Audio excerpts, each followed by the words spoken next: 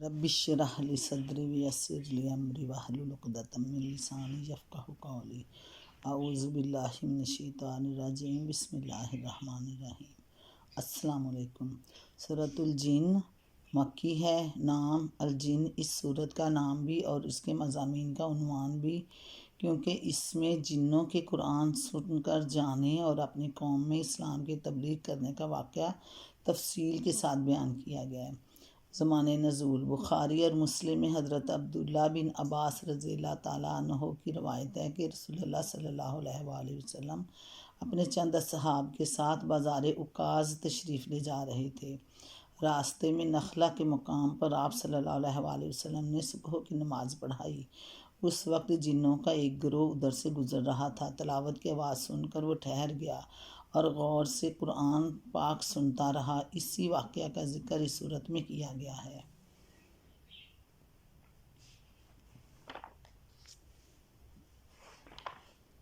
موضوع اور مباحث۔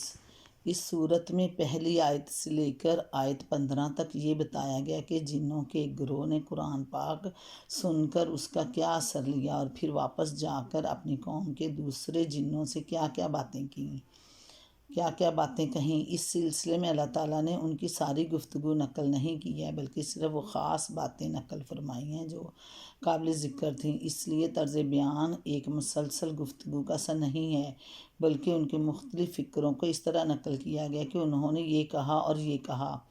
جنوں کی زبان سے نکلے ہوئے ان فکروں کو اگر آدمی غور کرے، بغور پڑھے تو بآسانی یہ بات سمجھ میں آ جاتی ہے کہ ان کے ایمان لانے کے اس واقعہ اور اپنی قوم کے ساتھ ان کی اس گفتگو کا ذکر قرآن پاک میں کس غرض کے لیے کیا گیا ہے۔ ہم نے اپنی حواشی میں ان کے اقوال کی جو تشریحات کی ہیں وہ اس کا مقصد سمجھنے میں مزید مددگار ہوں گی۔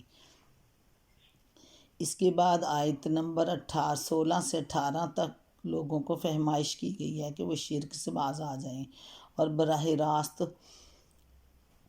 راہ راست پر ثابت قدمی کے ساتھ چلیں تو ان پر نعمتوں کی بارش ہوگی، ورنہ اللہ کی بھیجی ہوئی نصیحت سے منہ موڑنے کا انجام یہ ہوگا کہ وہ سخت عذاب سے دوچار ہوں گے۔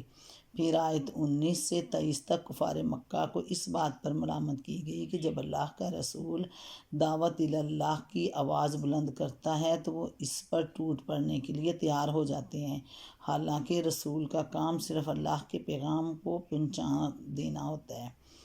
پہنچانا ہی ہوتا ہے۔ وہ اس بات کا مدعی نہیں کہ لوگوں کو نفع یا نقصان پہنچا دینا اس کے اختیار میں ہے۔ پھر آیت نمبر 24 تا 25 میں کفار کو متنبہ کیا گیا کہ آج وہ رسول کو بے یار و مددگار دیکھ کر اسے دبا لینے کی کوشش کر رہے ہیں، لیکن ایک وقت آئے گا جب انہیں معلوم ہو جائے گا کہ اصل میں بے یار و مددگار کون ہے، اور وہ وقت دور ہے یا قریب۔ رسول کو اس کا علم نہیں ہے، مگر بہرحال اسے آنا ضرور ہے۔ آخر میں لوگوں کو بتایا کہ عالم الغیب صرف اللہ تعالیٰ ہے، غیب کا علم صرف اللہ تعالیٰ کو ہی ہے۔ رسول کو صرف وہ علم حاصل ہوتا ہے جو اللہ تعالیٰ اسے دینا چاہتے ہیں، یا یہ علم ان امور سے متعلق ہوتا ہے جو فرائض رسالت کی انجام دہی کے لیے ضروری ہوتے ہیں، اور یہ علم ایسے محفوظ طریقہ سے دیا جاتا ہے جس میں کسی بیرونی مداخلت کا امکان نہیں ہوتا۔ بسم اللہ الرحمن الرحیم۔ قل اوحی الی انہ استمع نفر من الجن فقالوا انا سمعنا قرآنا عجبا۔ اے نبی صلی اللہ علیہ وآلہ وسلم، کہو میری طرف وحی بھیجی گئی ہے کہ جنوں کے ایک گروہ نے غور سے سنا، پھر جا کر اپنی قوم کے لوگوں سے کہا، فقالوا انا سمعنا قرآنا عجبا، ہم نے ایک بڑا ہی عجیب قرآن سنا ہے، یہدی الی الرشد فآمنا بہ ولن نشرک بربنا احدا، جو راہ راست کی طرف رہنمائی کرتا ہے، جو ہدایت دیتا ہے راہ راست کی، اس لیے ہم اس پر ایمان لے آئے ہیں، اور اب ہم ہرگز اپنے رب کے ساتھ کسی کو شریک نہیں کریں گے۔ اس سے معلوم ہوتا ہے کہ جن اس وقت رسول پاک صلی اللہ علیہ وآلہ وسلم کو نظر نہیں آ رہے تھے اور آپ کو یہ معلوم نہ تھا کہ وہ قرآن سن رہے ہیں، بلکہ بعد میں وحی کے ذریعہ سے اللہ تعالیٰ نے آپ کو اس واقعے کی خبر دی۔ حضرت عبداللہ بن عباس رضی اللہ تعالیٰ عنہ بھی اس قصے کے بیان کرتے ہوئے صراحت فرماتے ہیں کہ رسول پاک صلی اللہ علیہ وآلہ وسلم نے جنوں کے سامنے قرآن نہیں پڑھا تھا، نہ آپ نے ان کو دیکھا تھا۔ مسلم، ترمذی، مسند احمد ابن جریر۔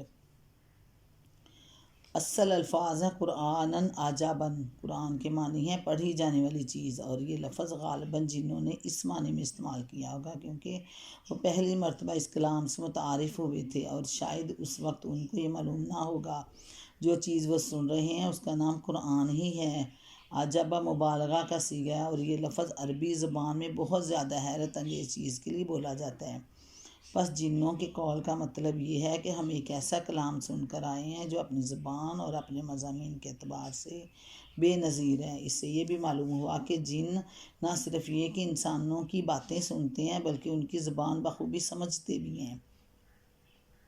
اگرچہ یہ ضروری نہیں کہ تمام جن تمام انسانی زبانیں جانتے ہوں، ممکن ہے کہ ان میں سے ایک گروہ زمین کے جس علاقے میں رہتے ہوں اسی علاقے کے لوگوں کی زبان سے وہ واقف ہوں، لیکن قرآن کے اس بیان سے بہرحال یہ ظاہر ہوتا ہے کہ جنہوں نے اس وقت قرآن سنا تھا وہ عربی زبان اتنی اچھی جانتے تھے کہ انہوں نے اس کلام کی بے مثل بلاغت کو بھی محسوس کیا اور اس کے بلند پایہ مضامین کو بھی خوب سمجھ لیا۔ اس سے کئی باتیں معلوم ہوئیں کہ ایک یہ کہ جن اللہ تعالیٰ کے وجود اور اس کے رب ہونے کے منکر نہیں ہیں، دوسرے یہ کہ ان میں بھی مشرکین پائے جاتے ہیں، اور جو مشرک انسانوں کی طرح اللہ کے ساتھ دوسروں کو خدائی میں شریک ٹھہراتے ہیں۔ چنانچہ جنوں کی یہ قوم جس کے افراد قرآن سن کر گئے تھے مشرک ہی تھی۔ تیسرے یہ کہ نبوت اور کتب آسمانی کے نزول کا سلسلہ جنوں کے ہاں جاری نہیں ہوا ہے، بلکہ ان میں سے جو جن بھی ایمان لاتے ہیں وہ انسانوں میں آنے والے انبیاء اور ان کی لائی ہوئی کتابوں پر ہی ایمان لاتے ہیں۔ یہی بات سورہ احقاف آیت نمبر 29 تا 31 سے بھی معلوم ہوتی ہے، جن میں بتایا گیا کہ وہ جنہوں نے اس وقت قرآن سنا تھا حضرت موسیٰ علیہ السلام کے پیرووں میں سے تھے، اور انہوں نے قرآن سننے کے بعد اپنی قوم کو دعوت دی تھی کہ اب جو کلام خدا کی طرف سے پچھلی کتب آسمانی کی تصدیق کرتا ہوا آیا ہے اس پر ایمان لاؤ۔ سورہ رحمان میں بھی اسی بات پر دلالت کرتی ہے، کیونکہ اس کا پورا مضمون ہی یہ ظاہر کرتا ہے کہ رسول پاک صلی اللہ علیہ وآلہ وسلم کی دعوت کے مخاطب انسان اور جن دونوں ہیں۔